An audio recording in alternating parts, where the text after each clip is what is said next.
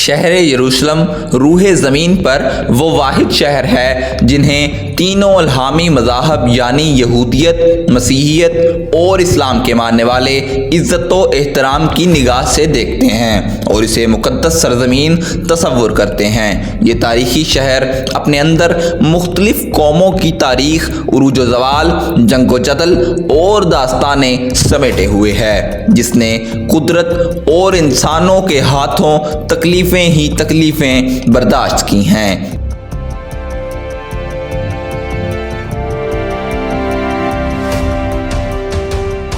یہ مقدس شہر کئی بار اجڑا اور آباد ہوا، لیکن آج بھی یروشلم لوگوں کے دلوں میں ایک انفرادی حیثیت رکھتا ہے۔ شہر یروشلم اپنی جغرافیکل لوکیشن کے لحاظ سے بھی عجیب ترین شہر ہے۔ یہ شہر ڈھلوان پہاڑی پر آباد ہے جو جزرائیل کی سرزمین سے لے کر عقبہ تک پھیلا ہوا ہے، جو جنوب اور مشرق کے علاوہ پہاڑی کے درمیان گھرا ہے۔ ہسٹوریکل ریکارڈ یہ بتاتی ہے کہ یروشلم میں بھی کبھی قحط نہیں پڑا، جبکہ یہ شہر 3000 سال سے موجود ہے۔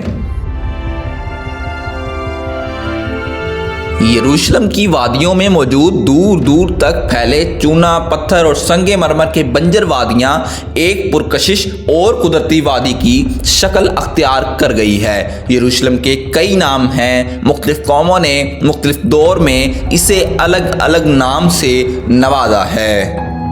اس کا سب سے پرانا نام جیبوس ہے۔ یہودی لٹریچر کے مطابق حضرت ابراہیم علیہ السلام نے اس شہر کو جیراح کہا ہے، اور بعد میں شالیم نامی بادشاہ نے 2000 سال قبل مسیح میں اس میں شیلم کا اضافہ کر دیا۔ اس طرح دو عبرانی الفاظ یعنی جیرا اور شیلم کا مرکب یہ شہر یروشلم کہلایا۔ اس کے علاوہ عربوں نے اسے سنہرا شہر یعنی گولڈن سٹی کا بھی نام دیا تھا، کیونکہ جب سورج طلوع ہوتا تھا تو اس کی کرنوں سے یہاں سنہری پتھروں سے بنے ہوئے مکانات جگمگا اٹھتے تھے۔ جب وہاں رومیوں کی حکومت آئی تو انہوں نے ایلیا کا نام دیا تھا۔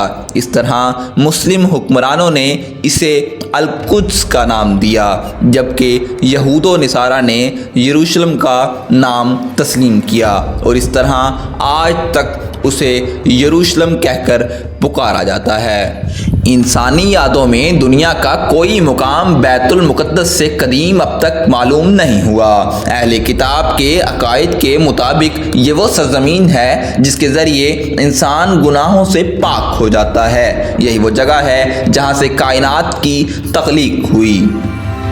نبی مکرم سرور کونین صلی اللہ علیہ وآلہ وسلم نے فرمایا کہ روح زمین پر سب سے پہلی مسجد مسجد الحرام ہے، اور اس کے 40 سالوں بعد بیت المقدس کی بنیاد ڈالی گئی تھی، لیکن غالباً اس وقت یروشلم میں انسانی آبادی نہیں پھیلی تھی۔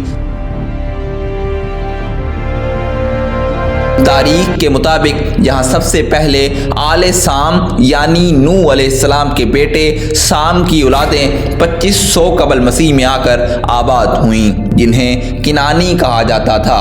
اس لیے یروشلم کو قدیم تاریخ میں ارض کنان کے نام سے جانا جاتا ہے۔ پھر 2000 قبل مسیح کے زمانے میں حضرت ابراہیم علیہ السلام عراق سے یروشلم ہجرت فرما کر اس علاقے میں پہنچے اور حبرون کے مقام پر سکونت اختیار کی۔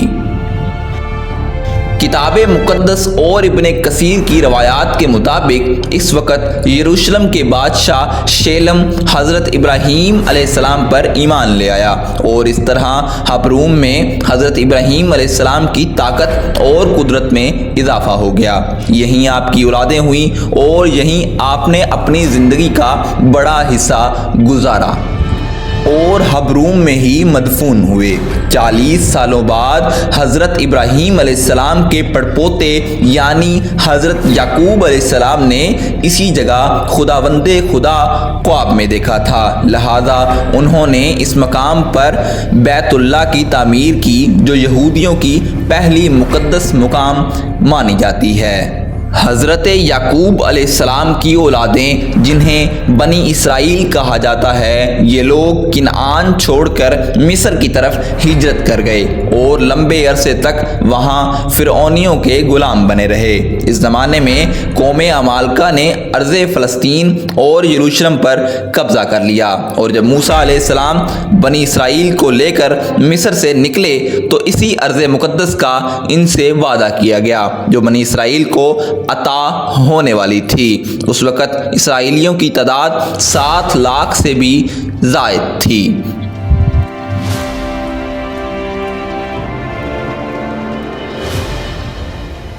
موسیٰ علیہ السلام کی زندگی میں بنی اسرائیل فلسطین میں داخل نہ ہو سکی، لیکن آپ کے بعد آپ کے جانشین حضرت یوشع بن نون کی رہنمائی میں بنی اسرائیل نے قوم عمالقہ سے جنگ لڑی اور فتح یاب ہوئے۔ اس طرح دوبارہ بنی اسرائیل فلسطین کے نواحی علاقے میں آباد ہو گئی۔ داؤد علیہ السلام کے بادشاہ بننے تک بنی اسرائیل کا دارالسلطنت حبرون ہی تھا، کیونکہ اب مرکزی شہر یروشلم پر عمالقہ کا قبضہ تھا۔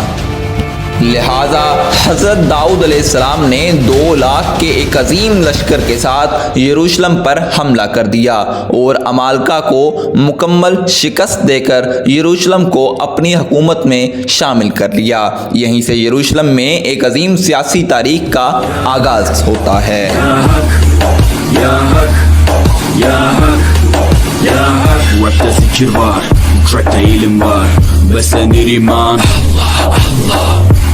حضرت داؤد علیہ السلام کے دور حکومت میں یروشلم کے ہمسایہ شہروں نے بھی بنی اسرائیل سے امن کا معاہدہ کر لیا۔ داؤد علیہ السلام نے یروشلم کے ارد گرد اونچی فصیلیں قائم کیں اور بڑے بڑے چشمے کھدوائے گئے، پتھریلی وادیوں میں باغات لگائے گئے اور یروشلم میں عبادت کے لیے ایک ہیکل کی تعمیر کروائی گئی جس میں تابوت سکینہ کو رکھ دیا گیا۔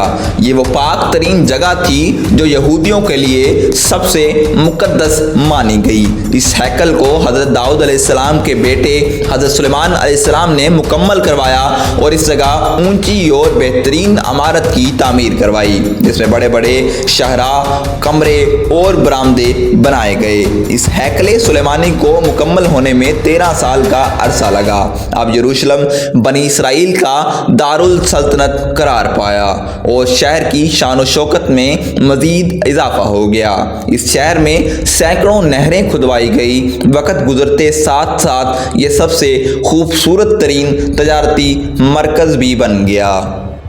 ماہرین کا دعویٰ ہے کہ اس زمانے میں یروشلم کا رابطہ دنیا کے عظیم تہذیبوں اور شہروں سے تھا، جن میں وادی سندھ، مصر، فارس اور میسوپوٹامیہ شامل ہیں۔ وادی سندھ کے شہر ہڑپہ اور موہنجو داڑو سے اہل یروشلم سونے، چاندی، ہاتھی دانت، مور، مسالے اور کپاس کی تجارت کیا کرتے تھے۔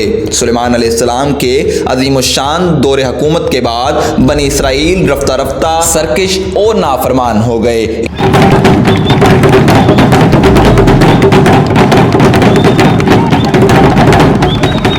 انہوں نے توریت میں رد و بدل کر دی، پیغمبروں کو قتل کیا، مورتیاں بنا کر بت پرستی کی ابتدا کی اور سود، زنا اور ہر طرح کے جرم میں ملوث ہو گئے۔ لہٰذا ان کی اس نافرمانی کے تحت یروشلم پر بیرونی طاقتوں نے کئی بار حملے کیے اور 1000 سال کے اس طویل تاریخ میں تقریباً 17 مرتبہ یروشلم پوری طرح اجڑ کر دوبارہ آباد ہوا۔ ان حملوں میں شاہ مصر شیشاک کا حملہ، آشوری بادشاہ سیکرب کا حملہ 500 قبل مسیح میں، بابل کے بادشاہ کا حملہ 300 قبل مسیح میں، سکندر اعظم کے جنرل سکوپس کا حملہ اور سن 70 عیسوی میں ٹائٹس کا حملہ تباہی کن تھے۔ ان میں ٹائٹس کے حملے سے یروشلم اور یہاں آباد لوگوں کو سب سے زیادہ نقصان پہنچا۔